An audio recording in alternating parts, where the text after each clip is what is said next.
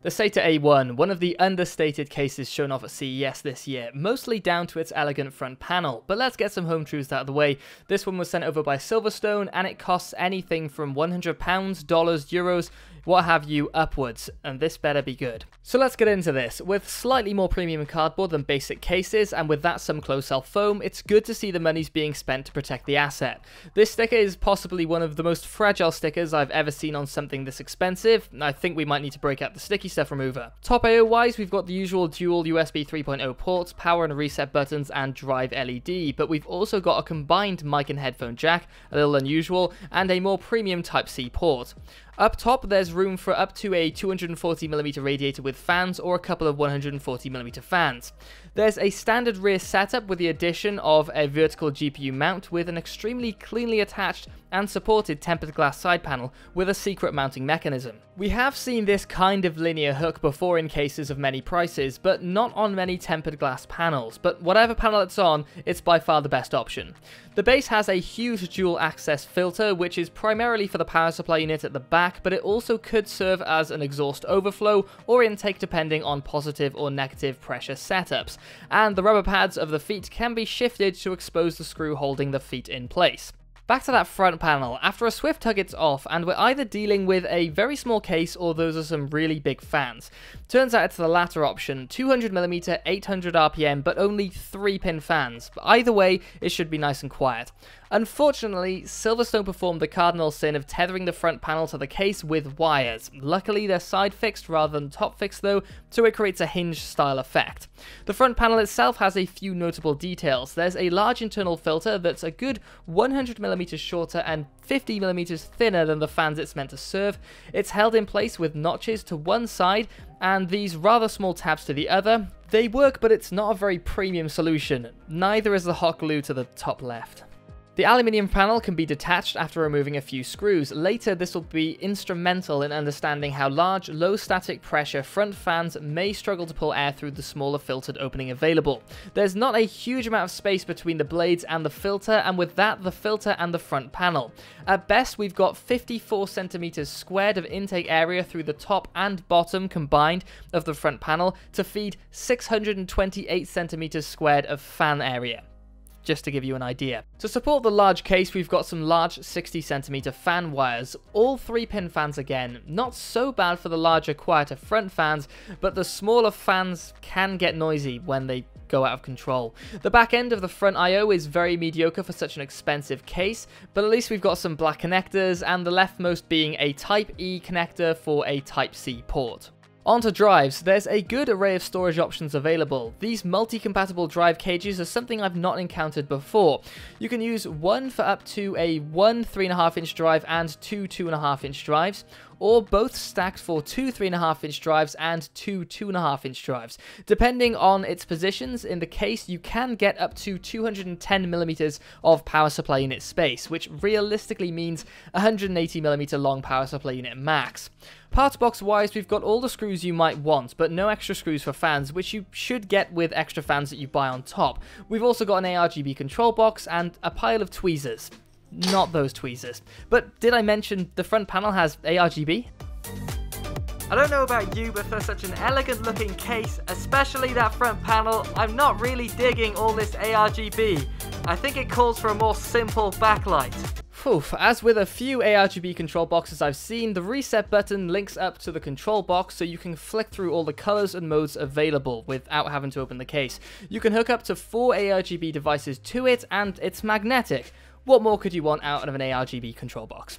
We're throwing a 125mm long power supply unit into this one, but you've got about 180mm of space with the drive cage in the furthest back position, which really puts your max power supply unit length to around 160, maybe 180 with it in the other one, as I said earlier.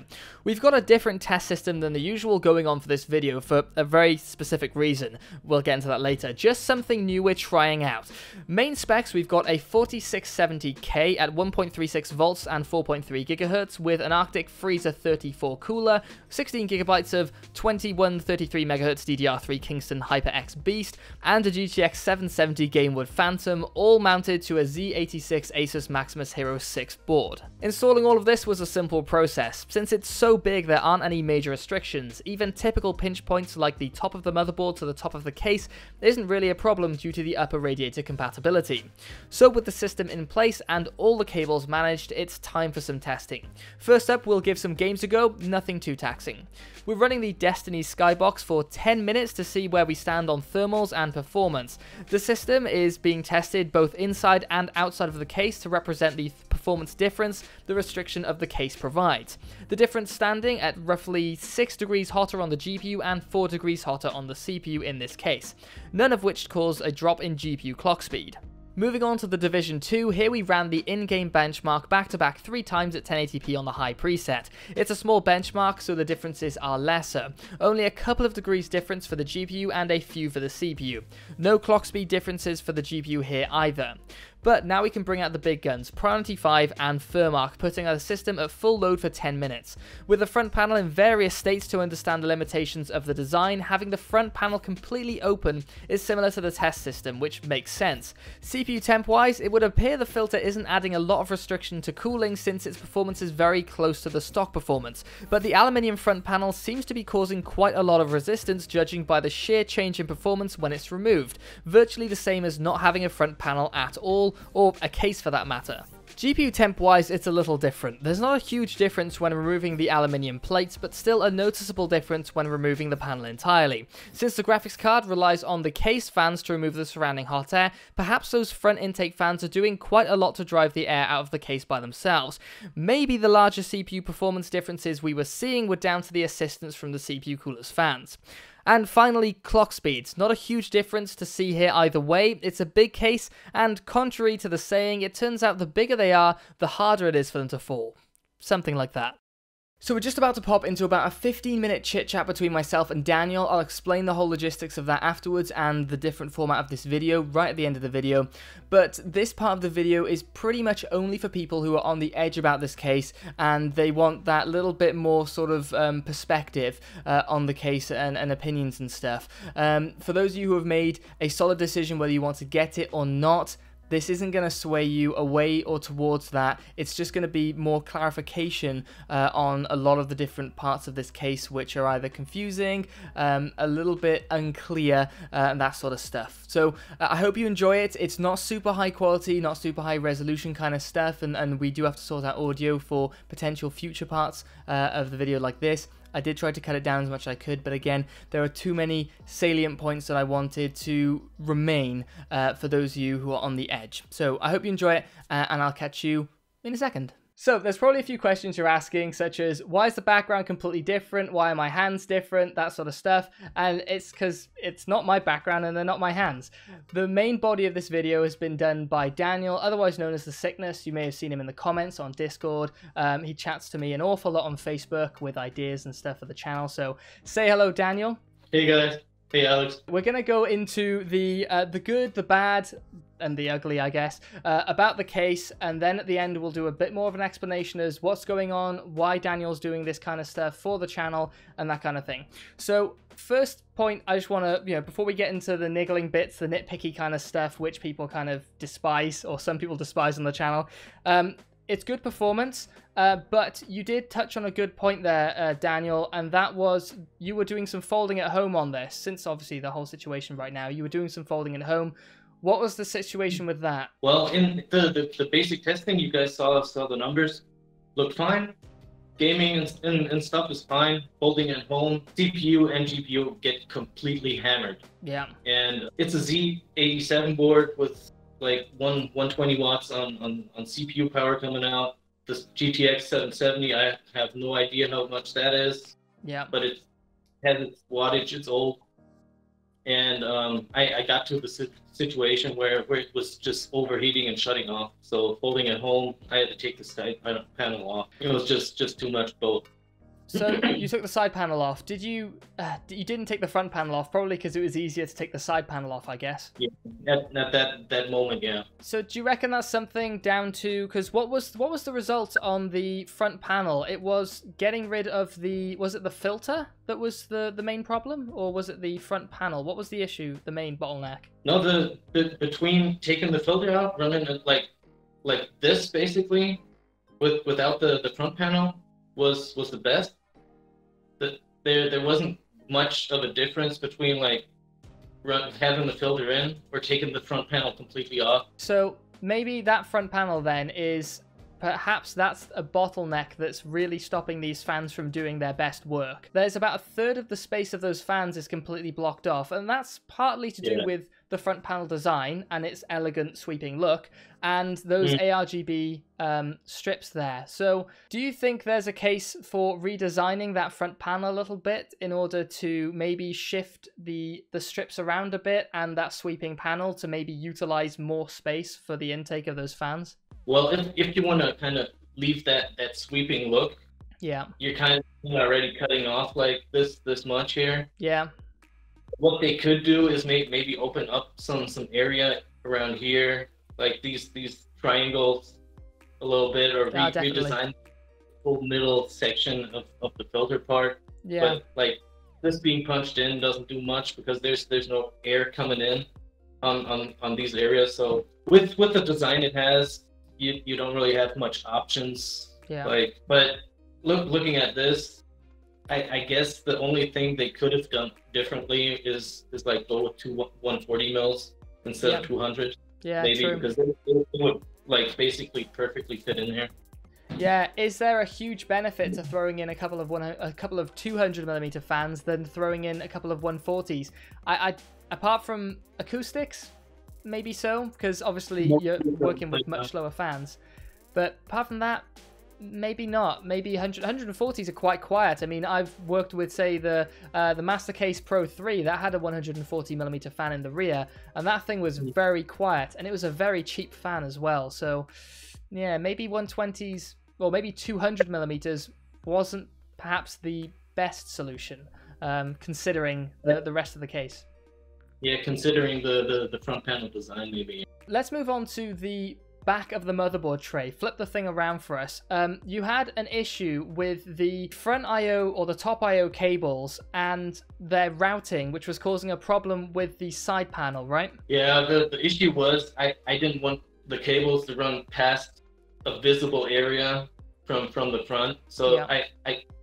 I had the option to kind of tuck them down to these points, but that's where your 24 pin and your GPU power is gonna be going. Yeah.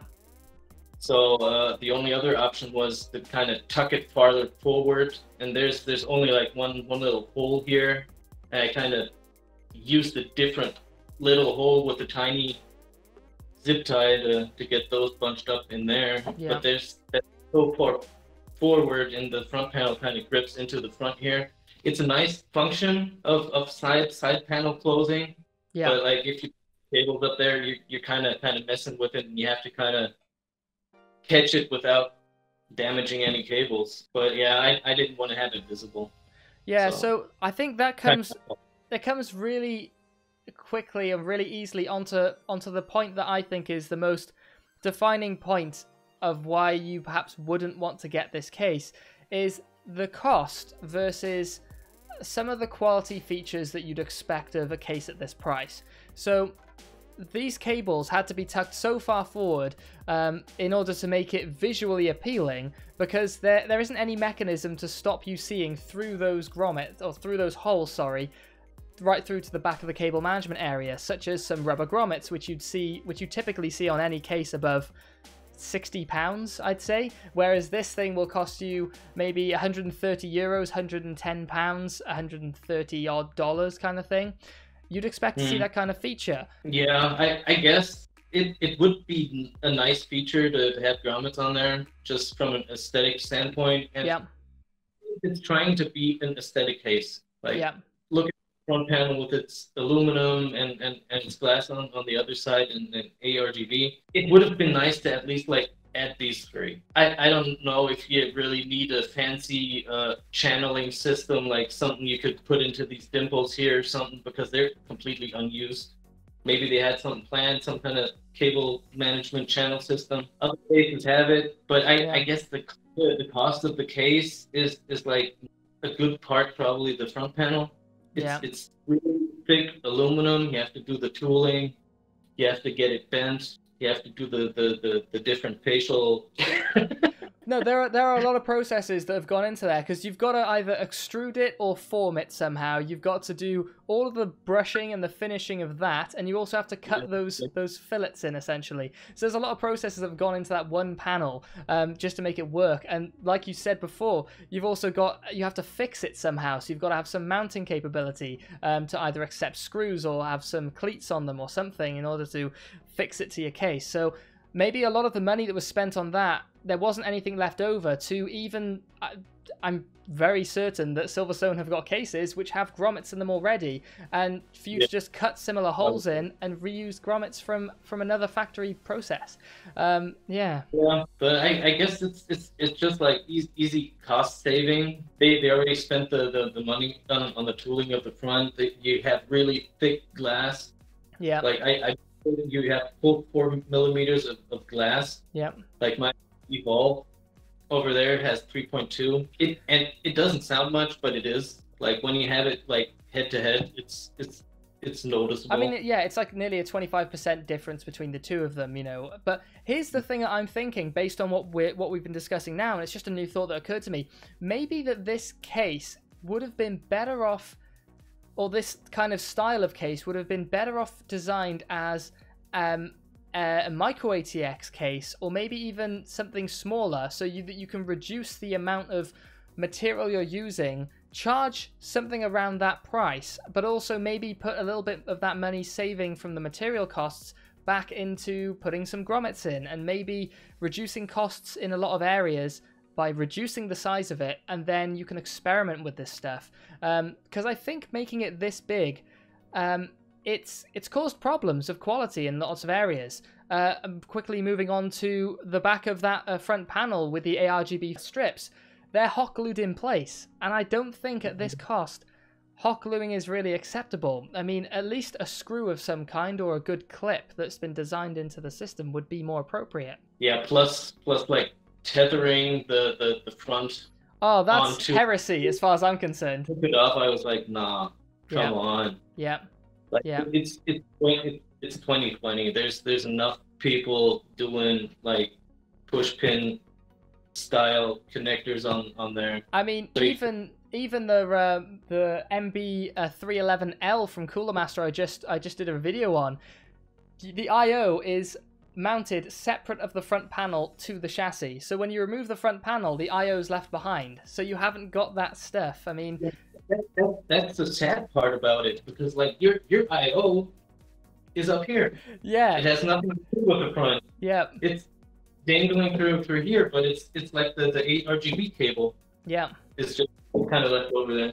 So if you put your 8 RGB connected to the motherboard, you're laying it through, and you're cable managing it. Yeah, that thing's in there. Yeah, it can come off a bit like a door hinge, right? But it's still tethered to it. So yeah, being it can like move over like this is okay. But the problem I have with the aluminum on the front, the edges are not sharp to like cut yourself, but there's an edge on it. Yeah. And like this is dangling, and you have aluminum hanging here. You don't have any wire length. If this thing kind of moves around on your desk, I scuffed it up. I already scuffed up my surface here. It's RGB cables. Because they're mounted to the front panel, not the chassis. Let's say accidents happen, and I think, like, I work in like construction kind of thing, you know, in design of buildings and stuff.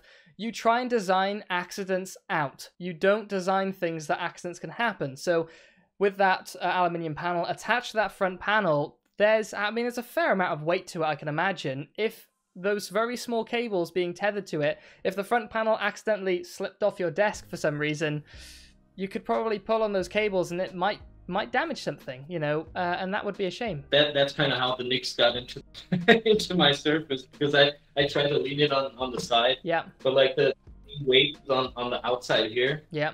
Lean it to the case on this side because you're tethered. Yeah. So it kind of slips. Yeah. Because it's still kind of connected, and it just like scuffs your desk up. Yeah. So is that an advert for a Gamers Nexus mod, Matt? Or if they give you money for it, you can put one in, I yeah, guess. I mean, yeah. But no, some sort of work surface. I mean, I had the same situation when I had the Fantex N through Evolve Micro ATX case. That aluminium on there, when I was filling it with water and rolling it around and stuff, the aluminium did cut into the mat I had on my desk. So yeah, it's just something you got to think about maybe when working with aluminium and sharp edges. So last thing on my list is that there is a lot of space in this case where it's just flat sheet metal, not a lot of use going on for that metal. There's not anything to do with 2.5-inch drive slots and that kind of thing. There don't seem to be that many cable management loops, or there's not a cable management shaft or anything like that that's dedicated. So I mean, you can see at the front of that case, front of the case there, and I'll add a shot in as well, that there's a lot of nothingness. And again, kind of shouts to me that maybe they should have tried going with a smaller version of this case first. Yeah, well, a smaller version would be okay. Would be nice probably if they could cut it down to, like, I don't know, ITX with 1/200 mil in the front. Yeah. Cooler mat. Tried something like that and failed. Yeah. So yeah. I mean, we've also always got the Thermaltake Core V21, and that's an ITX case that does a really good job. It's quite popular, so they could have had an elegant take on that for maybe a living room computer thing. Well, I mean, yeah, something like that, you know. You could put a radiator and fans in here, kind of fill up this area, but you got the 200 mil fans in the front, and there's no real point in tossing those out. SSD mounts, yeah, something could have been done in front here to kind of give it some purpose. Yeah, I think that kind of amount of space, it kind of, to me, it calls to be water cooled, even though it's got the one, and that's again, it is kind of a problem because they've added in 200mm fans. They've kind of hamstrung you there to they either stick with them or you have to get rid of them and replace them for something. I think maybe if they threw in 140mm fans, even 120s, it's a big case, 140s would be more reasonable, then you could throw a 280mm radiator in there and make use of them. But as it stands, I mean, yeah, if you're air cooling, there's no reason to get rid of those fans and you have a huge amount of space in the front that's useless. And if you're water cooling, you got to get rid of the 200mm fans because, I mean, there's not room for a 200mm radiator unless you can squeeze one in the inside there. But in all honesty, it would probably look strange and it wouldn't be made use of because of the static pressure of the fans. So you'd probably need to get one of the EK 200mm fans, which look quite fancy, to be honest. I quite like the look of those. But anyway, I personally think this case design would have been better suited, like I said a million times already, to ITX. Like what was it? Cooler Master. They put a 200mm fan in the front of an ITX case, and you could do a blend between the Core V21 and whatever that Cooler Master case was, and have something really interesting at the ITX level. So, from your perspective then, Daniel, what would you recommend this case, considering its price and the market out there? What other things are available? Would you recommend this?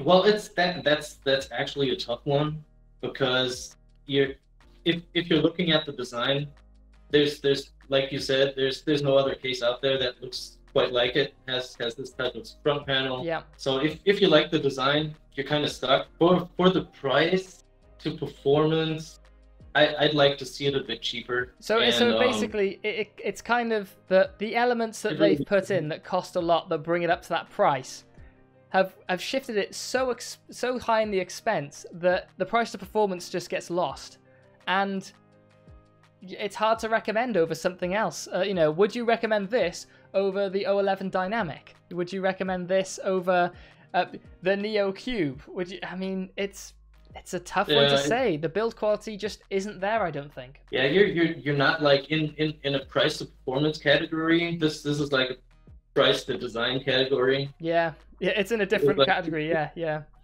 Yeah. If you like the design and want to have the aluminum and it would fit your kind of desk setup and whatnot, it's okay. You can use it. It's a usable case. It doesn't do anything terrible to you. Yeah. It kind of feels like a very trying to avoid the terrible situation we have here. It's like, it's a usable case. Well, for $130 or 130 euros, I bloody well hope it would be usable, you know? So yeah, it's There's case manufacturers out there. They make cases that are more expensive, and you can't use them because well, that's true. they're Yeah, just absolutely terrible. yeah. So it's good. The design is nice if you like it. The price is just a bit over my point I would pay for it. Yeah, I'd actually. say if this case was brought down to a price of, I'd say £80, I would be comfortable paying £80 for that. I think more than that, and I know that's a lot lower than it's being marketed at, but I think more than that, there's just too many really nice cases on the market for it to compete with. Bottom line, it comes down to, if the look is what you're after and you want something that's good enough to build a computer in, then that's your case. But if you're looking for something that's going to be quality, like, you know, quality competitive at this price point, then it's not here. And if you're looking at something that perhaps, I guess that's the only really... I kind of screwed my own sentence up there. Because, like, I'm trying to think of, like, another reason why you wouldn't buy it, but it just seems the quality. That's it. Well, the thing is, if you go onto a website and you filter cases by this price point and just kind of compare what's there, you really have to like the design. Yeah. There's a lot of analogies that can be sprung from that. So I hope that rather long conversation helped those of you who are on the fence about whether you wanted to or didn't want to get this case. If it did, please leave a comment and maybe some constructive criticism, some feedback about the format overall. Speaking of which, if you want to know why we're doing this and a bit more about it, then stick around in a second for a few minutes of a bit more chit chat about the format itself, not about the case. But yeah, for those of you who are tuning out now because you've seen all you want to see about the case, thanks for checking this one out. I hope you enjoyed it. Subscribe if you want to, and otherwise I'll catch you in a second for the reasoning behind this. What I want to get onto now is that if you're here for the case review and that kind of stuff, that's ended. It's over. But if you want to see more from this case, then stick around. So the whole point of doing this was, well, Daniel wanted to take a little bit of the load off my shoulders, so he said, can we do something where he can get involved, send some stuff over to me where a lot of the process has been taken out of my hands, so that all I need to do is do a minimal thing like script, edit, narrate, that kind of stuff, and then we can do something like this to save on time, so I can get maybe one video or spend some time doing longer videos or what have you. So the second part to this is that Daniel, since he did the first recording stuff, which was a while back, has taken the front panel off and has basically he's destroyed it. No, he's done a lot of work to it, and he's changed a lot of elements to try and address some of those performance concerns with the really heavy performance kind of stuff, and also put a little bit of a spin on it in terms of the design of that front panel. I think a little bit more work than you wanted to put into this was put into this, but yeah, I kind of got myself on that one. Yeah, it went a bit out of control. Yeah, so we'll discuss more. That's usually how it goes. I kind of have a kind of vision in my head, and it just evolves in the process. This stuff gets out of hand.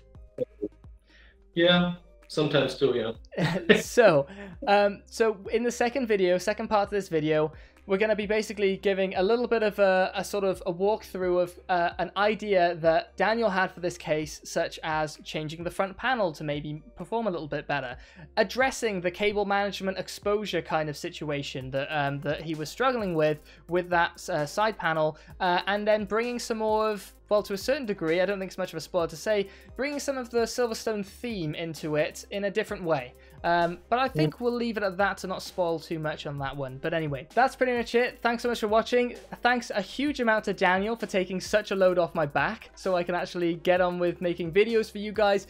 Again, this is all off his own back. It's something he brought up, and yeah, it's hugely appreciated on my part, and I can imagine a huge amount of you guys are quite appreciative, because this is more coverage of other stuff We will, yes, we will try and cut down on the length of things in the future.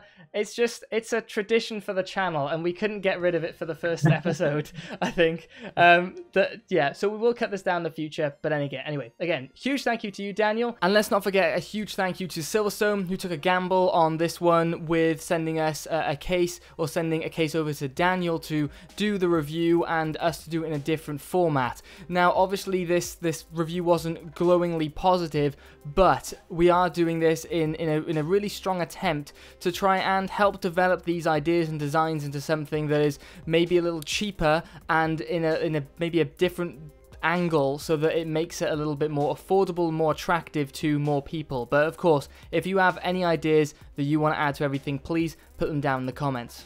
And yeah, if you like the video, please give it a like, subscribe, support the channel in any way you fancy, and we'll catch you in the next episode of the modding. Cheers, guys. Bye-bye. Bye-bye. See you guys.